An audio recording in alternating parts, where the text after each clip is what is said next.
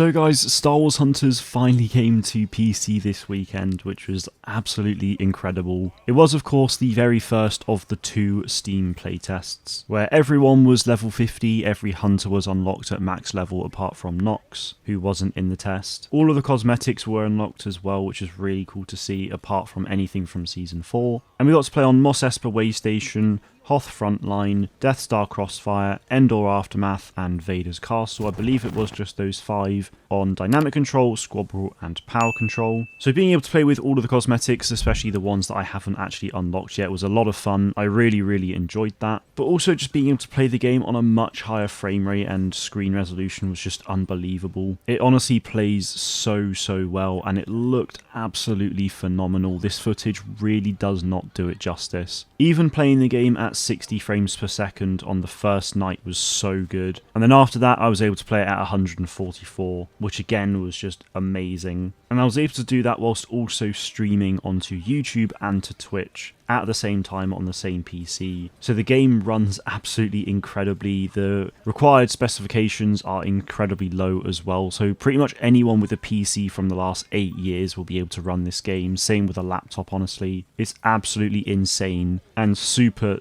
accessible as well. So if you didn't get into this first playtest, I would very much encourage you all to get into the second one, which will be January 10th to the 13th. So in about 4 to 5 weeks from now, with the full launch happening 2 weeks later. I also don't really have any complaints whatsoever, because the team have just done an absolutely exceptional job. The maps look better, the characters all just look unreal, the lighting's great, the additional foliage is nice, and it just feels like we're playing on almost new maps. Like, I know these maps so well, but these enhancements are just take it to the next level. So they've done an amazing job there. On Friday, when I was playing it on stream, I actually used mouse and keyboard, which is something I don't normally do, and it definitely showed, especially when using the likes of Score and Diago. But for the rest of the weekend, I actually played with a controller hooked up to Steam, and it worked amazingly well, and was definitely a much better experience for me, but it worked perfectly well on controller and mouse and keyboard. And I genuinely am just so sad that it's over. It plays perfectly well on Switch and mobile, but going back to a much lower frame rate's going to be a bit of a shame, really. But obviously it won't be for too much longer. It is also the Christmas period coming up, so that will no doubt keep me busy enough. So it is a shame, but the time will absolutely fly by, honestly. The only thing that this game honestly needs now, though, is just the marketing behind it, especially for this PC release.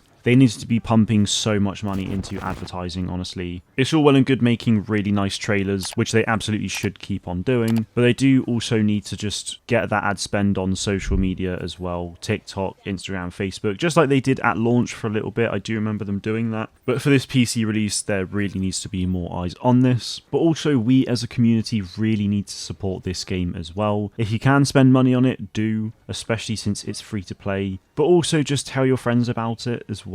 Tell your family over Christmas, you should be like, oh, Star Wars Hunters is coming to PC. Tell your friends at school, at work, whatever it is, whatever you're doing. Just tell people about it, because word of mouth will really help this game out. We've genuinely been waiting as a Star Wars community for a new Star Wars multiplayer game for about 4.5 years now, which has been so insanely painful. I've obviously been playing Hunters for a good 3 years now, over 3 years in fact, but it's only been launched now for about 7 or so, and I really don't want to see it cut short because people don't play it and don't spend money on it. This game could so easily be a great that lasts for years and years to come. So fingers crossed that does happen, because after waiting 4.5 years with no Star Wars multiplayer with content support, I really do not want to lose this. It's an amazing game. The devs have done a phenomenal job bringing it to PC, and I really am so excited for this PC launch at the end of January. But like I said, there is another Steam playtest happening in mid-January as well, so make sure you are signed up to that if you haven't already.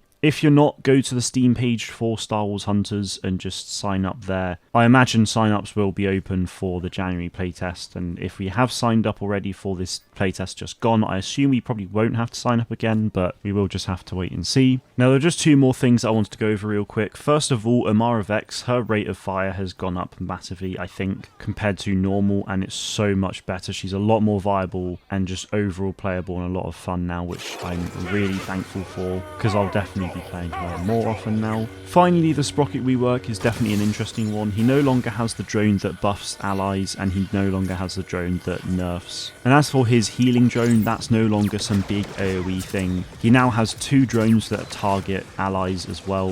What I really like about these drones is the fact that you can heal a teammate and it will also heal yourself as well, which is quite cool. And you get 2 charges of that, so you can heal 2 allies plus yourself at the same time, which is great for objective modes, but it also has made him a lot more viable for modes like Squad Brawl and Power Control, but he's still pretty solid for Dynamic Control as well. He also then has a baby turret as well, which is quite sweet, and that definitely helps when attacking. And then he's got his big turret as well as his ultimate still, which now actually deals explosive damage and slower rate of fire. So a direct hit does about 50 damage, and then there's a bit of splash damage to other enemies nearby. I think it's a bit too early to decide whether or not this is a good change or not, but we will just have to wait and see. It is looking pretty promising right now. Overall, I was very happy. Overall, I am very happy with how this playtest went from a player perspective. Hopefully Zynga are happy with it as well. And fingers crossed for a very smooth and successful PC launch. But that is it from me today, guys. Make sure you sign up for the next test in January and subscribe to the channel for more Star Wars Hunters news and updates. And subscribe to the channel for more Star Wars Hunters content. That is it from me though. Thank you for watching, and may the Force be with you.